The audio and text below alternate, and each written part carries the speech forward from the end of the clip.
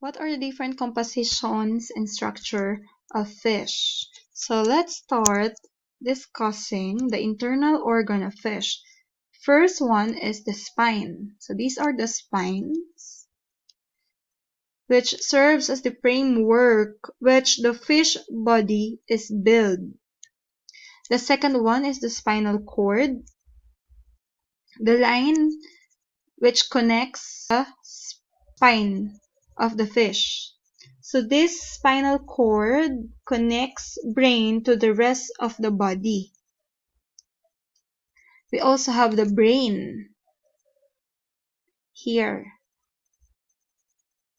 It controls the center of the fish. We also have the lateral line here. It detects underwater vibrations. We also have the gills. This gills is for the breathing of the fish underwater. We also have kidney here. It filters liquid waste materials from the blood.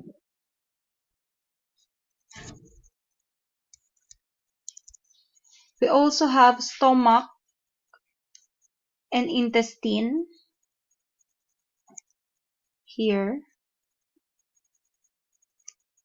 It breaks down, digests food, and it also absorbs nutrients. We have vent here.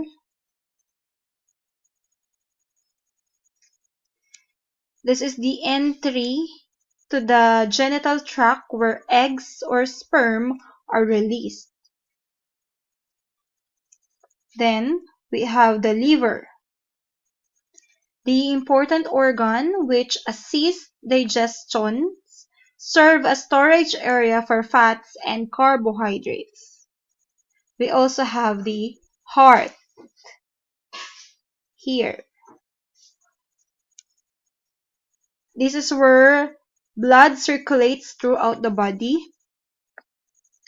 And we also have the gonads, the reproductive organ of fish where caviar and roe are located. We also have the muscle here, which provide movement and locomotion.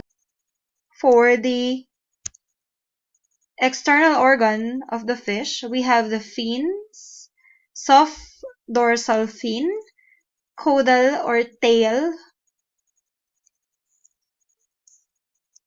We have the anal fin, pelvic fins, pectoral fins, which used by the fish for the swimming part. We also have eyes, mouth, gills, and scales, which is also part of the compositions and structure of the fish. Our next topic is about market forms of fish and shellfish. In economics, market forms is also known as a market structure which describes the state of a market with respect to competition by selling same products which a customer purchase cheapest one. In foods, market forms pertains to availability of a product in such a way you can do a different dish from it and in what form it is available. We have different market forms of fish. The first one is about purchasing fish whole or round, wherein it is completely intact as it caught. Form of fish is drawn, viscera removed, which means an internal organs in the main cavities of the body, especially those in the abdomen, like intestines, has been removed. Those abdomen or viscera is also called lamang loob. So we remove the lamang loob inside the fish, like this one. So if you will notice this line, you will cut the abdomen of the fish and then remove those intestines from within. So it will look like this. The third one is about dress. Viscera, scales, head, tails, fins has been removed, but the skin should be intact, like this one. So if you will notice, the head, the fins, and the tail has been removed, including the viscera part here, like this. And the fourth one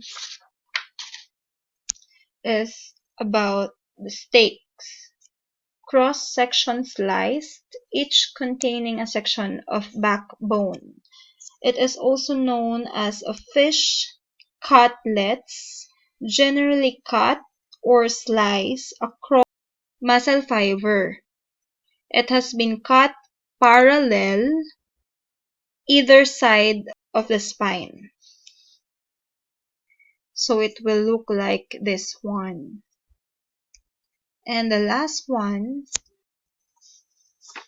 is about fillet, which means a thread or a strips. So it is a boneless side of fish with or without the skin. It is a flesh of a fish which has been cut or sliced away from the bone and the skin. We have two variety of fillet. The sticks or tranches, like this one, which means a cross-section slices of fillet. While butterfly, this one, was both sides of fish still joined together but with bones removed.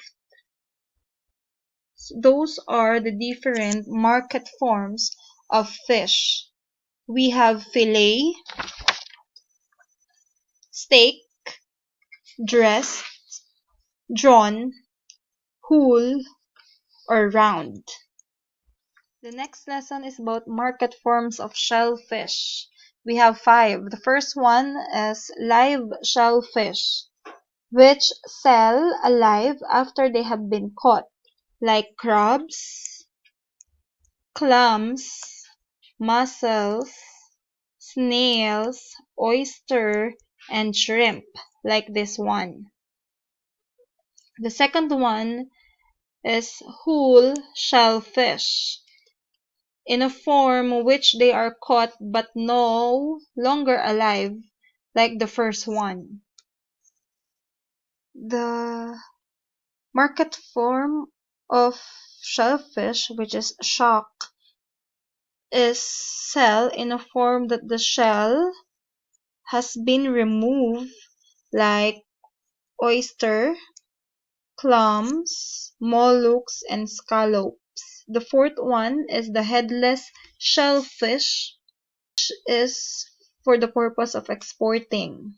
This market form is in a headless form, which the head and the thorax has been removed.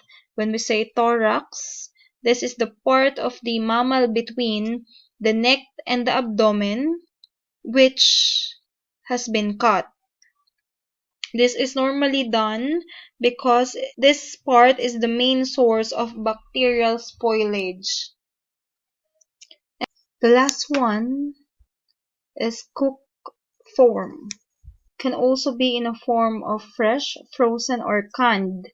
We normally preserve the food to prolong the lifespan of the food as or in a purpose of exporting. So this form gone through the process of canning so that it can be exported in other country or can purchase here in the Philippines. Market forms are the following: live shellfish, whole shellfish, shock shellfish, headless shellfish, and in a cooked form of shellfish. And for the last topic for today, we have the nutritional value of fish and shellfish. So normally, fish is made up of water, protein, fats, and small amount of minerals and vitamins. It has very little connective tissues, which indicates the following. So the first one, it can be cooked very quickly even at low heat. So it can be easily cooked. So do not prolong the cooking process because it will cause the toughening of protein. It's naturally tender. So to maintain its tenderness, we must use moist heat method of cooking so that natural tenderness of the fish will or shellfish will be remained. So for the nutritional value of fish, it is high in protein and fat. So normally, fat fish consists of high fat like salmon, tuna, and mackerel. We also have lean fish, which consists of low fat like sole, cod, and bass. For the shellfish, it consists or it is high in iron, magnesium, zinc, vitamin B12, and protein. Like for example, for every 100 gram of shellfish, it contains 99 calorie, 24 gram of protein, 0.5 mg of iron, 70 mg of calcium, and 0.3 gram of fats. So it is important that we consume a balanced diet, or we can also substitute fish or shellfish as main source of protein since there is an issue of swine fever for pork. At the same time, pork and beef has been digested inside our body for at least 7 days.